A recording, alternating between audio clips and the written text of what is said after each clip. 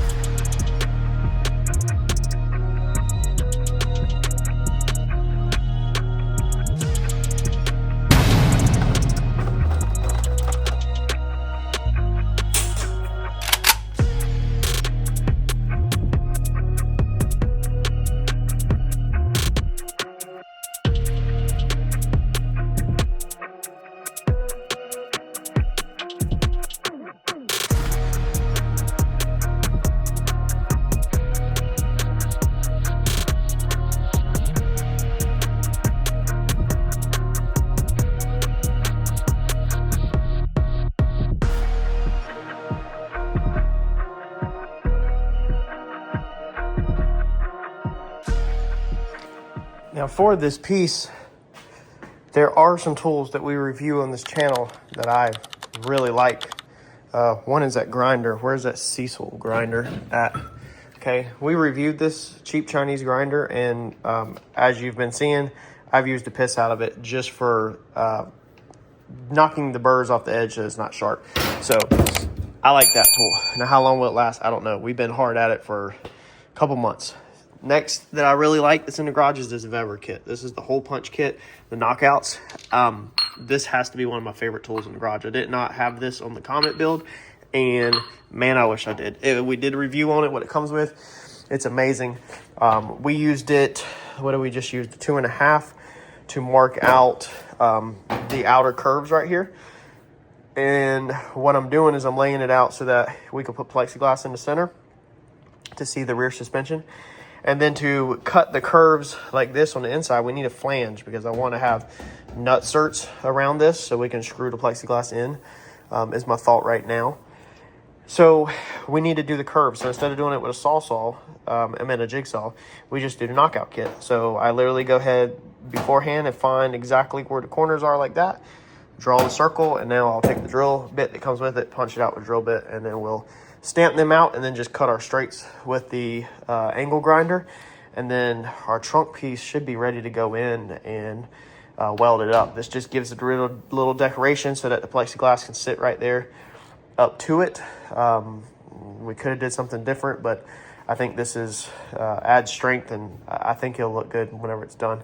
And if we decide not to do plexiglass on the inside right here, I still want this to be removable so that it's easy to come in here, take the trunk out, or open trunk, and be able to unscrew the centerpiece and be able to service airlines, airbags, stuff like that. Just a little bit more user-friendly versus having to drop this down, because when this wall is welded here, that's going to be a pain in the butt to get to. So I try to think of usability to get it. So that's what I'm doing now. I'm going to go ahead and box this in. So this piece is done. And once this is welded over here, we can put that rim on, put that fender back on. And then I think we're going to go ahead and move over to this side and build that outer piece. That way that wheel can go back on and that fender can go on. And then the back is pretty much, oh man, I want to say 90% done. We can actually, while we have the knockout, if we want to, we can go ahead and knock out a hole up there. Or we might wait for that, for the gas filler neck. We need to know where that's going to go. We actually might wait till we get the hose and lines for that. Let's do this real fast though and get this cut out so we can get this thing burned in.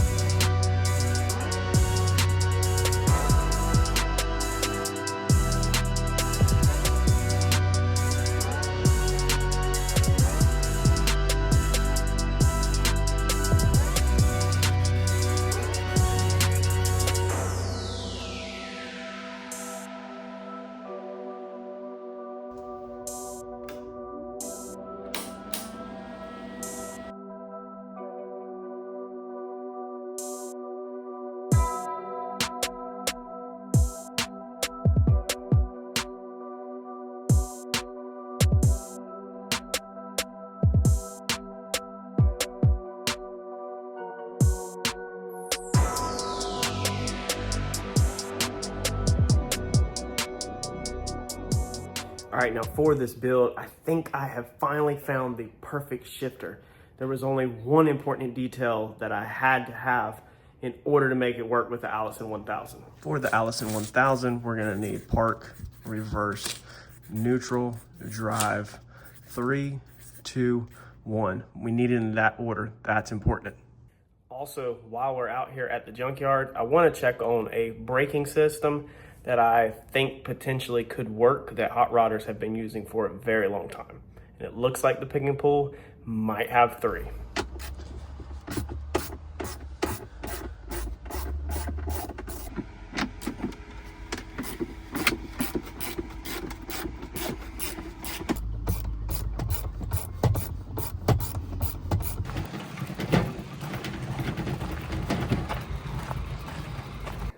This rain's moving in and I'm excited, starting to mist. But we hit the pick and pull this morning, and does anybody know what that stuff is? We got a pretty good deal. Check this out. So with us moving forward with the interior, I have some pieces that we need to get. We've got the seats. They're right here. We've got the steering wheel. Okay, it's over there. We don't have the column because I got to measure for it. We need a shifter, and we need a gas pedal and brake pedal. Now, we knew with this Cummins diesel, man, we've got a mess up front because we ain't been working in the front, that we were going to stick with the hydro boost stuff. If you remember in the previous videos, we were going to do a lot electric, but we are going to stick with this hydro boost piece right here. Sorry about the glare on the screen. Actually, I can see that right there. It's pretty annoying. I think I need to take off the camera cover because I cracked it. So, we'll try to fix that here in a second. But we went to pick and pull this morning and snagged a shifter, all right, and a hydro boost system out of a good old Astro van. A lot of y'all hot rodders probably recognize this. So whole entire hydro boost system. We got the power steering reservoir, and I went ahead and grabbed this because I figured it's the correct amount. It goes on this line, okay? I figured it is the correct amount or ratio for all of this, and so we might as well stick with this reservoir to get the fluid level correct for this system. And then originally I was just going to do this, but then while I was there, I was like, dude, we were literally about to pull the take it on a gas pedal this morning and a brake pedal. But then when I seen this, I said, dude, we should just freaking snag the brake pedal and the gas pedal. This is firewall mounted right here. I know this one's angled, which is not exactly what we wanted, but I'll take what I can get. Local Pick and Pull only had 3 to pick from, and all of them were the newer ones that were angled. But if anything, at least we have the whole assembly now, the gas pedal and the brake pedal and everything. And if we want to change to the straight one, it should just bolt right on, I'm pretty sure. And if anything, this will be mock-up. But, dude, this is a freaking score. This is out of Ford Explorer. And the reason why I wanted this one is because a lot of the Allison transmission shifters for when you do swaps like this, they're ugly. If you type them in, they're ugly, and they're $500 to $700 for just the shifter. This is out of a Ford Explorer, and if you notice, is the same order as a Duramax, an Allison 1000.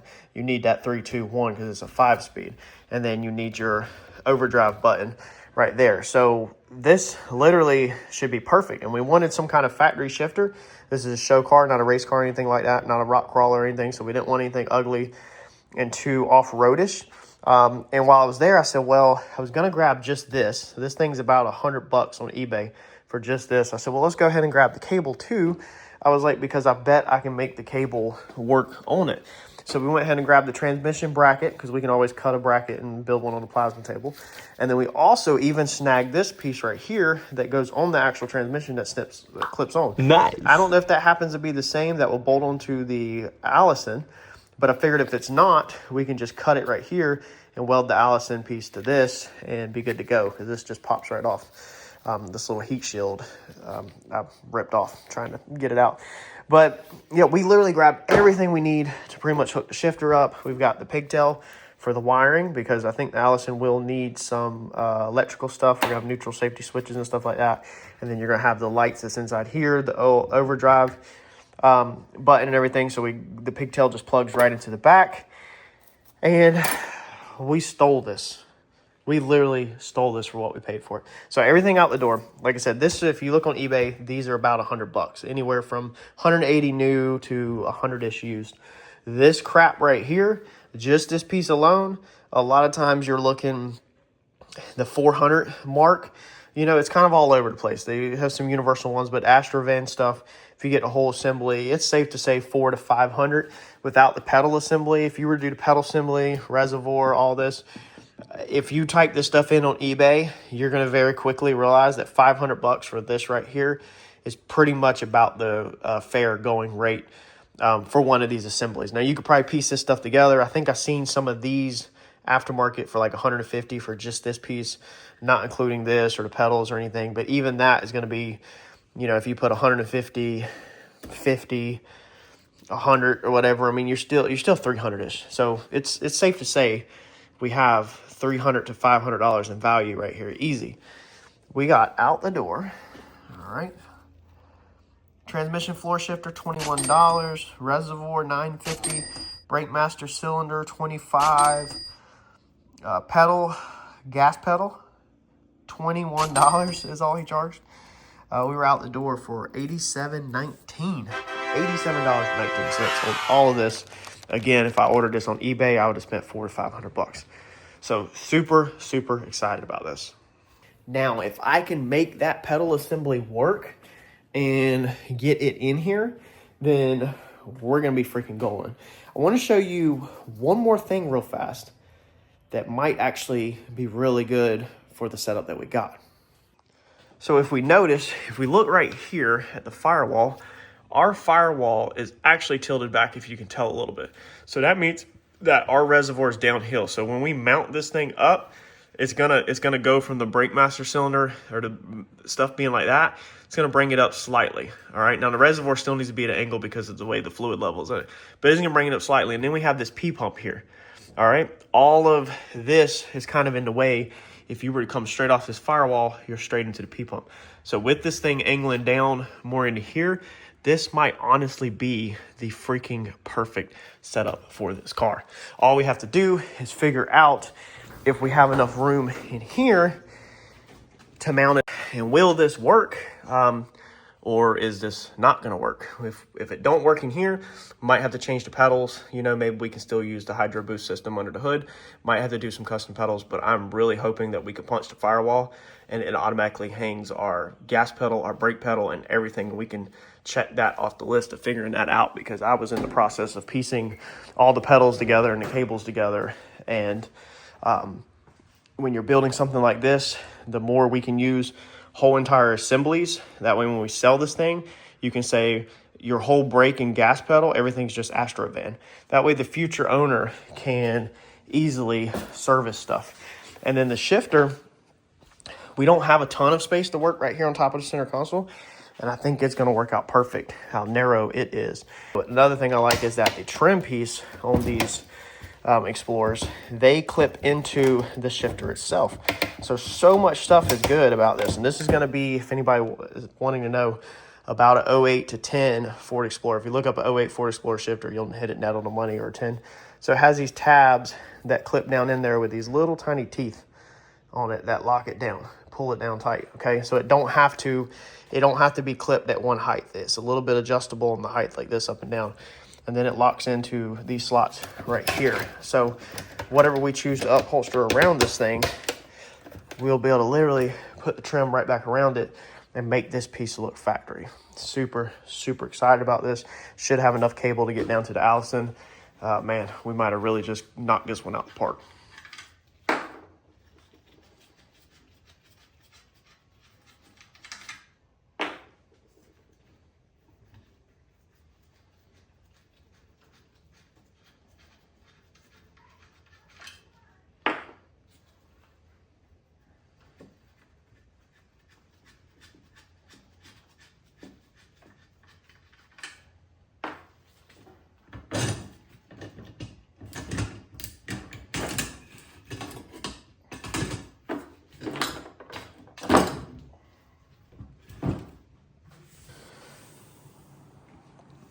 Well, it is an absolute freaking mess over here, but I wanted to share this with y'all. It wasn't really nothing to film, but we are like 100% done with this inner tub. So that's how it turned out. We don't have this section done down here because we have to tie in all of this together with the fender. We need to do this body line right here. We have this curve.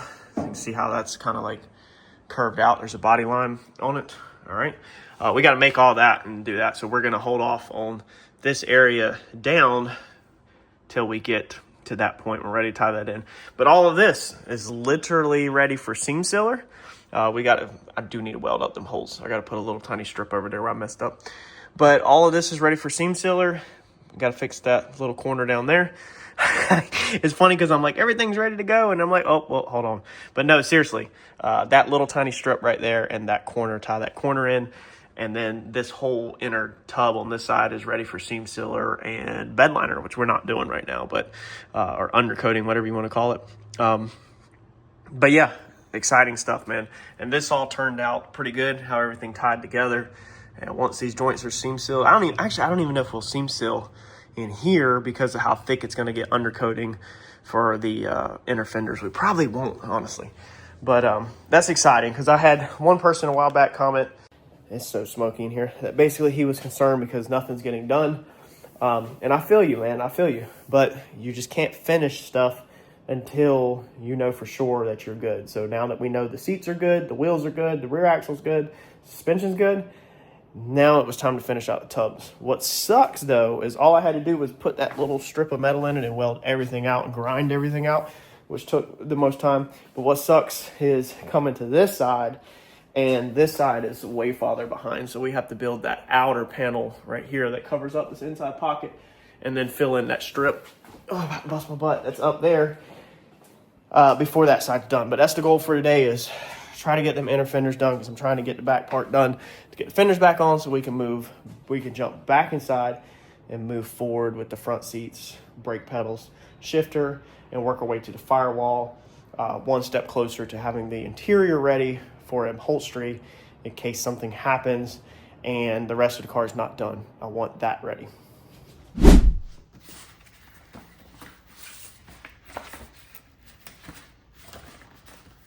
this is why your templates are so important. Look at that. I got plus 3 inches down there, plus 6 inches right there with a 45-degree break.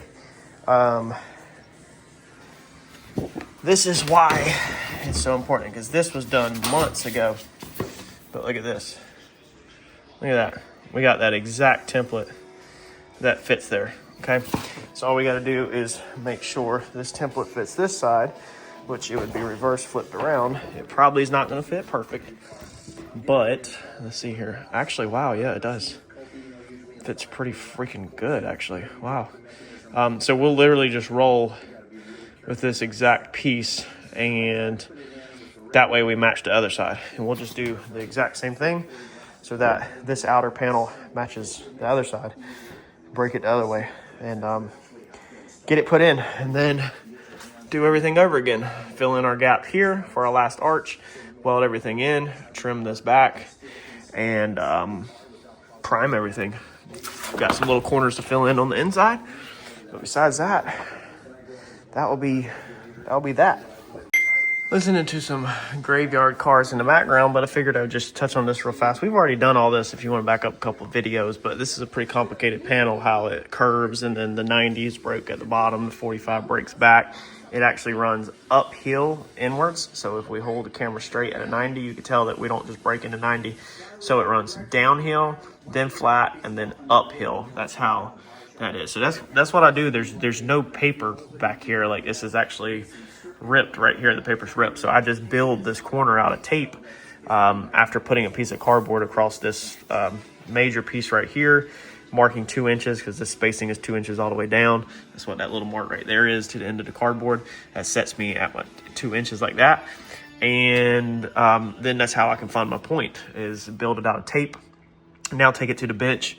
We'll cut this little peak nice and sharp and lay it flat and trace it on the metal, because currently how the metal is it's broke. It goes way up here. It's too big. It won't fold in.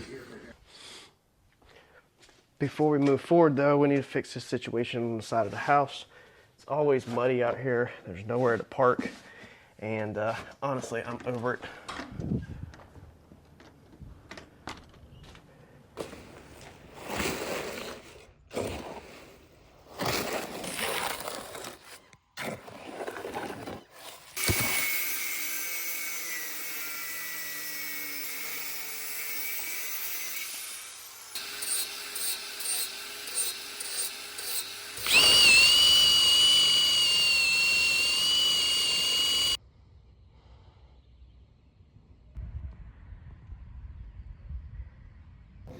Remember the Jeep that we bought on this channel that I bought totaled, wrecked from IAA? I didn't fix it. All I did was detail it and brought it home. It's been here on the side of the house. You see it in the videos. Well, that's the beach Jeep. We went to the beach yesterday, and I wanted to go ahead and address this. It's been muddy over here where the Jeep's just all over the place, kind of moved, and no exact spot for it to stay. And so I spent a lot of time fixing this area now. Got about 200 bucks in it. Now we have somewhere to park the Jeep, or the Plymouth when it gets done, whatever. Nice spot that will hopefully last for years to come. Just spray some Roundup on it, keep the weeds out of it. And I think it's gonna be a nice addition for the house. This welder right here, honestly, a lot of times I get myself in situations where the actual lead is too short. So I'll be trying to get to the other side of the car and not drag this bulky thing all the way to the other side. And the lead has just always been too short, so we're about to fix that. So we're gonna try to change out to this 10-foot torch. So, Chinese one. 2 little wires. I don't know if you've ever seen the end of a torch. I haven't until now. 2 little wires, the gas, the main big wire, and the piece that the actual wire itself goes through, the welding cable. So I took it apart. This one is black, whereas mine's also black, but it has a red heat shrink over it. But look at mine, dude. We were on our freaking way out with that thing. Wow. Look at that. Man. And I don't ever check my equipment. I mean, it could have been a fire hazard. Probably a good thing to take your stuff apart and check it. So we're definitely gonna be changing it now and throwing this one in the trash, the torch itself, because yeah, that's not cool. All right, got the new torch on, got everything working. 10 foot this time. It's about 2 foot longer than the old one. This is gonna be a huge upgrade. I think I'm gonna go ahead and order a sleeve for it to help protect it. Man, the Chinesium definitely was getting hot, but I'll take it, dude. This welder, I don't know how old this one is. They don't even make this one no more at all. Is there a model number on this? Yeah, there's the item number. This is the good one. Harbor Freight don't make this one no more, so I'll take the Chinesium if it lasts that long. It's definitely getting your money's worth out of that one. Look, sometimes you just got to stop, take a break, do a little bit of work around the house, do some home projects, do some tool maintenance, fix some things. You can't just go wide open on these projects all the time. If you do, you set yourself up for disaster, complete chaos. One other thing we're gonna add to this welder that I just got in the mail is this protective sleeve. These are for like the TIGs, you know, and stuff for the actual sleeve. It unrolls, Velcros, folds over. So we're gonna put that on that brand new 10 foot big torch sleeve, lead, whatever you wanna call it, and hopefully protect this thing from damage in the future.